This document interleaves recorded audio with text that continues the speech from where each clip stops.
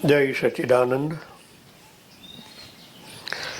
अगले श्लोक में सुख दुख और जन्म मृत्यु की बात है और वहाँ आपको चिंता से मुक्त होने के लिए कहते हैं। सरलता से समझना के लिए एक और समझ में आ गया तो सब सुख शांति वगैरह प्राप्त होता है। चिंता मात्र कर्तापना के भाव से ही खड़ी होती है। कर्ता भाव, अहम, जब अहम आ जाता है तो कर्ता भाव चेंज हो जाता है। अहम के साथ में तीन है पेटा में, चित्त माने कर्म, कर्म भूमि अच्छी या बुरी। चित्त के अंदर चिति भी है, मगर आप कितनी गहराई में गए हो उन पर ही आधारित है। चित्त यानी प्रकृति, उनमें से आप कहाँ अपनी डोर लगाते हो। माया यानी कर्म भी है, चित्त दो भाग है, एक में माया है, दूसरे के चित्त यानी चैतन्यता, परमात्मा ज्योति स्वरूप भी वहां ही है। बात आप माया से लगे तो बुद्धि, बुद्धि के आगे मन, और चारों एक हो जाते हैं। जब परमात्मा से जुड़ जाते हो तभी आपको यही साधन शुद्ध होने लगते हैं। प्रकाश को लेकर चलते हो तो आपका मन भी शुद्ध होता है। आपकी प्रज्ञा, बुद्धि के आगे उनको नाम चेंज हो जाता है, उनको प्रज्ञा कहते हैं। पहले बुद्धि थी, बुद्धि भूतकाल के सिवा कुछ नहीं है। जो अनुभव है वो बुद्धि के अंदर है। जब प्रज्ञा ट्रांसफर होती है तो प्रकाश, प्रकाश तो बाहर अंदर हर सर्वत्र है, तो आपकी सोच भी इतनी बढ़ जाती है, सर्वव्यापी हो जाती है। इसलिए यहाँ प्रज्ञा शब्द का उपयोग किया गया है।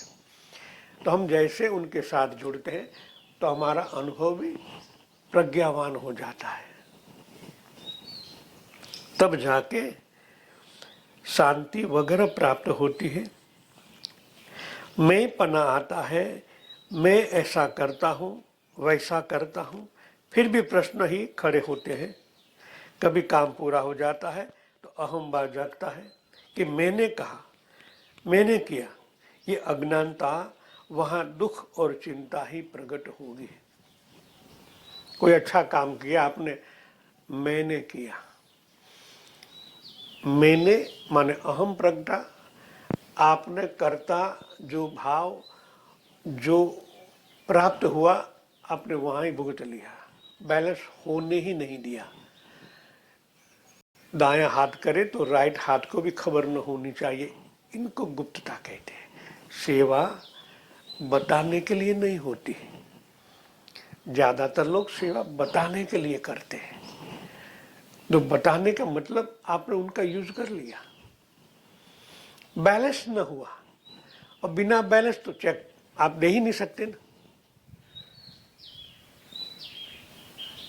बढ़ोतरी करते जाओ, भगवान को भी चिंता हो जावे, अरे ये क्या कर रहा है, अब तो मेरे को जाना ही पड़ेगा। इतना निस्वार्थ भाव से होना चाहिए।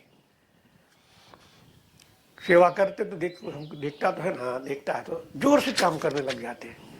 तो ये क्या हुआ, अहम भाव ही बढ़ा, और अहम भाव बढ़ा तो उनके पीछे चिंता ही है।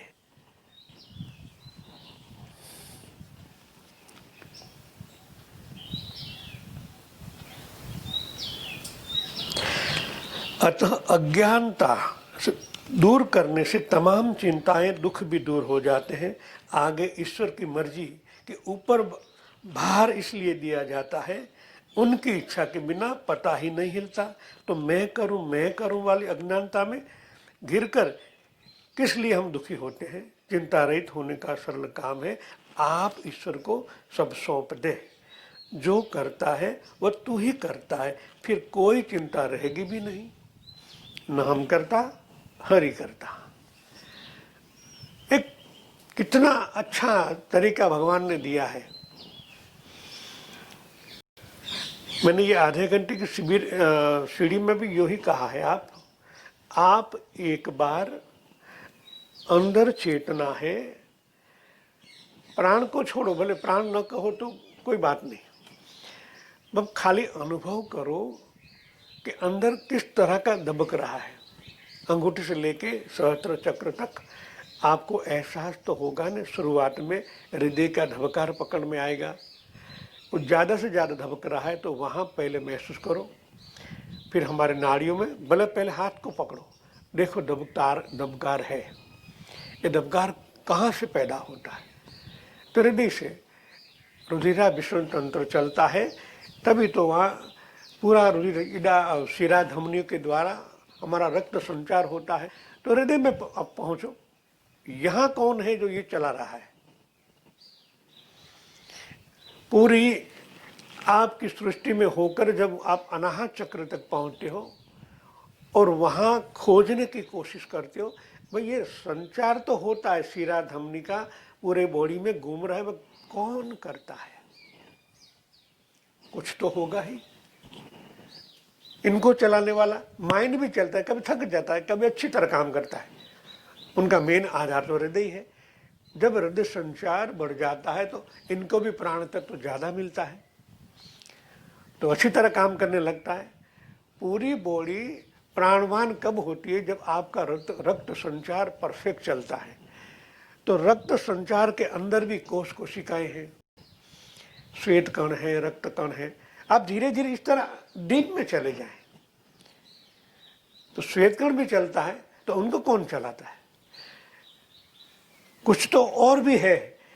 श्वेत कण लाखों की संख्या में, एक बूंद के अंदर लाखों की संख्या होती है। जब उनके साथ एक हो जाते हैं तब आप इतने गहराई में चले जाते हो, आपका मन इतना सूक्ष्म हो जाता है और उनको ढूंढते ढूंढते आप खो जाते हो। कुछ तो है। डेली ये सोचो, कुछ तो है। कौन है? बस शांत हो जाओ, कौन है?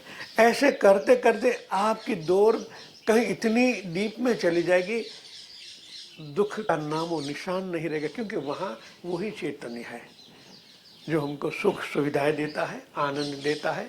जो भी नाम से पुकारो भगवान को, उनका स्वरूप आनंद ही है, जिनको हम प्रेम कहते हैं।